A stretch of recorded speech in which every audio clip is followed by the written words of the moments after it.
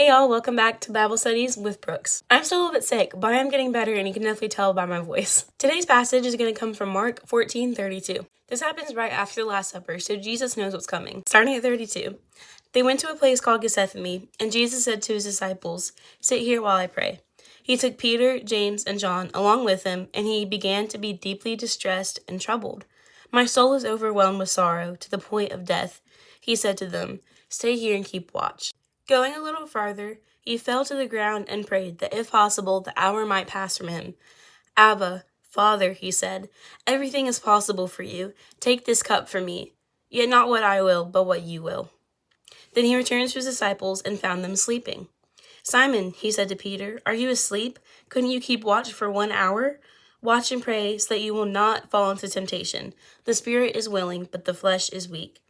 Once more he went away and prayed the same thing. When he came back, he again found them sleeping, because their eyes were heavy. They did not know what to say to him. Returning the third time, he said to them, "Are you still sleeping and resting? Enough. The hour has come. Look, the Son of Man is delivered into the hands of sinners.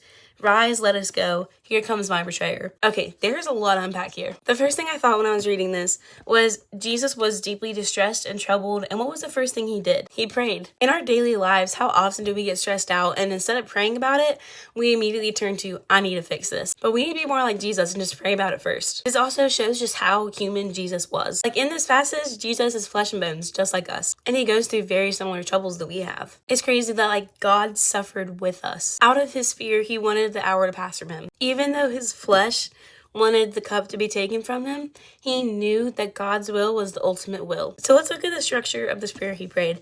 First, he is honoring God. He says, "Everything is possible for you." Then he goes into the subject of the prayer, which he says, "Take this cup from me," which is basically Jesus getting cold feet about going on the cross. And that is so valid because even right now, I think so many people are stressing about when they're going to die. Could you imagine if you knew when you were going to die and how you were going to die? We'd be praying the same exact thing. But Jesus says, "Yet not what I will, but what you will." That is Jesus trusting in God's pleasing, perfect, and good will. He knows that whatever pain and suffering he goes through now, it will be worth it, and that God has a plan for it. So he trusts in that. Okay, so going down, he returns from his prayer, and Peter's asleep. And he says, "Watch and pray so that you will not fall into temptation. The spirit is willing, but the flesh is weak." And you might be thinking, what does temptation have to do with being asleep? I think Jesus is referencing being spiritually asleep. Our eyes are closed, we're not on guard, and if we're asleep, we're not working towards the kingdom. We're just asleep. And he warns against this because Jesus will come back like a thief in the night. So he's warning us to always be on watch, always be ready, always be on guard. Don't be asleep when I come back. Bye, y'all.